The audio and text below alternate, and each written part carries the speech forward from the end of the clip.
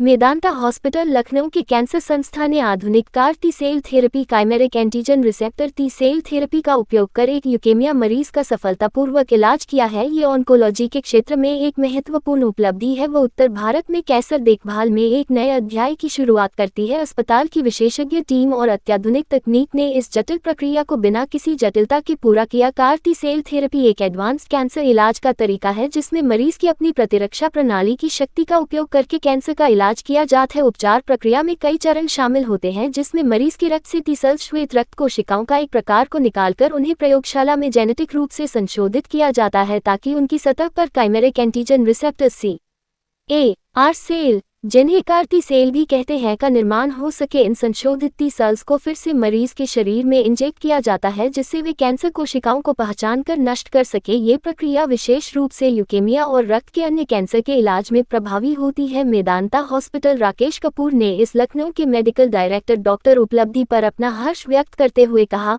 मेदांता में car T cell therapy से cancer का सफलतापूर्वक इलाज हमारे लिए गर्व का विषय है। ये थेरेपी कैंसर उपचार में एक महत्वपूर्ण प्रगति है और इससे मेदांता को अपने मरीजों के लिए बेहतर और अधिक प्रभावी उपचार विकल्प प्रदान करने का अवसर मिला है। हम इस उपलब्धि को हासिल करने वाली पूरी चिकित्सा टीम, प्रयोगशाला कर्मचारियों और समर्थन कर्मियों के प्रति गहरी कृतज्ञता व्यक्त करते हैं। उनकी प्रतिबद्धता, विशेषज्ञता और करुणा इस थेरेपी की सफलता में महत्वपूर्ण है। हम मरीज और उनके परिवार का भी तहे दिल से धन्यवाद करते हैं जिन्होंने पूरे उपचार प्रक्रिया में हम पर भरोसा बनाए रखा और सहयोग दिया। मेदांता हॉस्पिटल लखनऊ के हेमेटो ऑन्कोलॉजी और बोन मैरो ट्रांसप्लांट के डायरेक्टर डॉक्टर अंशुल गुप्ता ने कहा, यह उपलब्धि हमारे हॉस्पिटल को अत्याधुनिक चिकित्सा उपचारों के एक प्रमुख केंद्र के रूप में स्थापित करती है और यह मेदांता के डॉक्टरों के लिए गर्व का विषय है। हम भविष्य में अपने मरीजों को दुनिया की सबसे नवीनतम और सर्वोत्तम कैंसर देखभाल प्रदान करने के लिए उत्साहित हैं। कार टी सेल थेरेपी से इलाज के क्षेत्र में हमारी यात्रा अभी शुरू हुई है और हम आने वाले वर्षों में कई और सफलता की कहानियों की उम्मीद करते हैं। हम अन्य प्रकार के नमस्कार,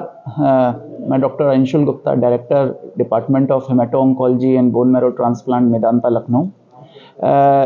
अभी पिछले कुछ दिनों में हमारे मेदांता हॉस्पिटल ने एक बहुत ही बड़ी उपलब्धि हासिल की है और यह केस एक 19 वर्षीय एक्यूट लिम्फोब्लास्टिक ल्यूकीमिया का पेशेंट था जिसका जो ब्लड कैंसर था बहुत ही रिफ्रैक्टरी था कीमोथेरेपी के लिए। यानी कि जो भी हम कीमोथेरेपी की दवाइयाँ दे रहे थे उससे उसकी बीमारी पूर्ण रूप से ख़त्म नहीं हो रही थी और वो परसिस्टेंट MRD पॉजिटिव चल रहा था। तो ऐसी सूरत में रिलैप्स होने का रिस्क बहुत अधिक होता है, खास करके जो इस एज ग्रुप के पेशेंट्स होते हैं। इसी के तहत हमें लगा कि इस बच्चे में आइदर हमें बोन मैरो ट्रांसप्लांट करना पड़ेगा या कोई इनोवेटिव थेरेपी का इस्तेमाल करना पड़ेगा। बोन मैरो ट्रांसप्लांट के लिए जब हमने इसके भाई बहन से HLA मैचिंग कराई तो हमें कंप्लीट मैच नहीं मिला और हाफ मैच मिल रहा था। तभी हमें लगा कि क्योंकि अब इंडिया में ये CAR T cell therapy approve हुई थी तो मैंने इनके पेरेंट्स से ये ऑप्शन भी डिस्कस किया कि कार टी सेल थेरेपी की जा सकती है और उसके रिजल्ट्स काफ़ी संतोषजनक हैं, बहुत अच्छे हैं और लॉन्ग टर्म साइड इफ़ेक्ट्स भी थोड़े कम हैं।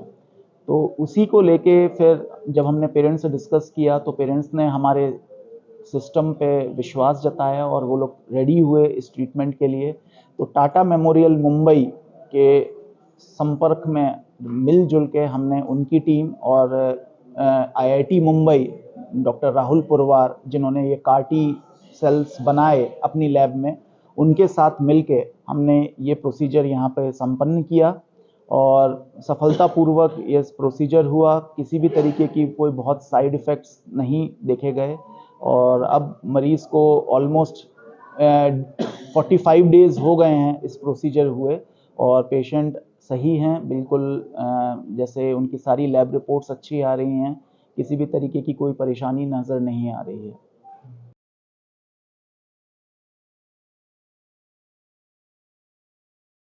नेक्स्ट जनरेशन थेरेपी है।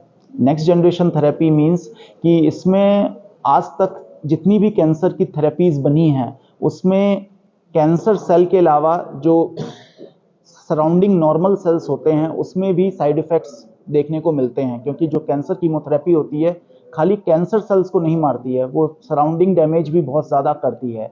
इसके चलते इसमें साइड इफ़ेक्ट्स की मात्रा बहुत अधिक होती है। लेकिन ये जो कार टी जो सेलुलर थेरेपी अब आई है पिछले 1 साल से हमारे देश में, इसका जो सबसे अच्छा मैं कहूँगा एडवांटेज ये है कि ये एक तरीके की बहुत ही टारगेटेड थेरेपी है। इसमें पेशेंट के ही जो इम्यून सेल्स हैं, जो लिम्फोसाइट्स हैं, उनको बायो इंजीनियर किया जाता है लैब में। ये प्रोसेस आईआईटी मुंबई की लैब में हुआ था।